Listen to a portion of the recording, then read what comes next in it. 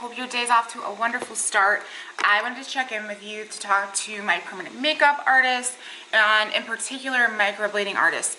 And one of the biggest complaints or worries that people have as new artists is that their work is just not lasting. It doesn't look good and it can take months to figure all this out. For some people, they've been doing it for years and they're still not getting good results. There are 3 things that you are probably doing wrong that you can really improve upon that will get you better results. And for some reason, these 3 things are often either left out completely of classes, especially these classes where people are just kind of fly-by-night trainers there to take your money.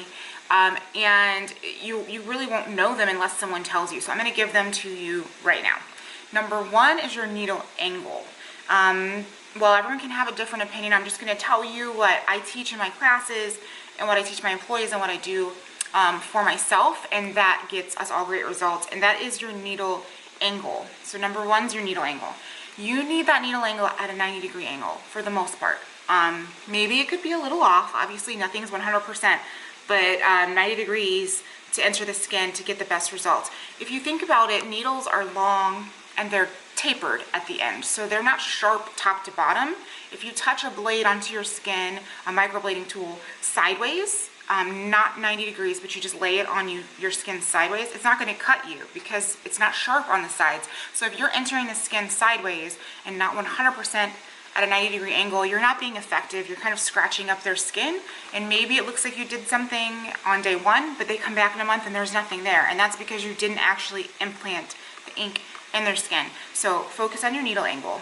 The second thing that a lot of artists aren't doing is stretching the skin.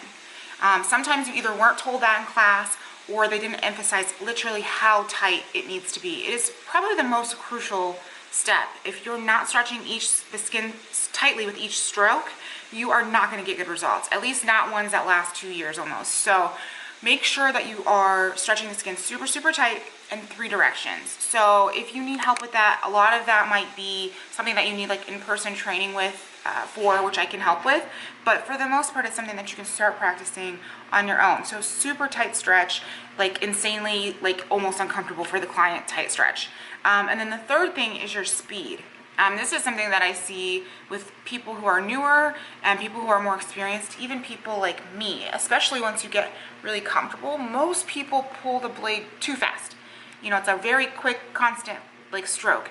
Unfortunately, if you pull the blade too fast, the needles aren't able to do their job. So you've dipped the needles in ink, and then you're going to make a line to create your first hair stroke. If you pull really fast, there wasn't enough time for the ink to really drop down from the needle into the skin. So if you're working super quickly, that might be one reason why you can't quite get that perfect saturation. You know this is happening to you if you have to do like a bunch of passes. It doesn't take a lot of passes over a stroke to get the ink in there, hopefully only 1 or 2, because you don't want to cause significant trauma. So make sure that you slow down if you're going really fast when you pull each stroke, and you guys will have better results. So those are 3 things that you can work on so that you get better, longer lasting microblading results. So hopefully that was helpful to you.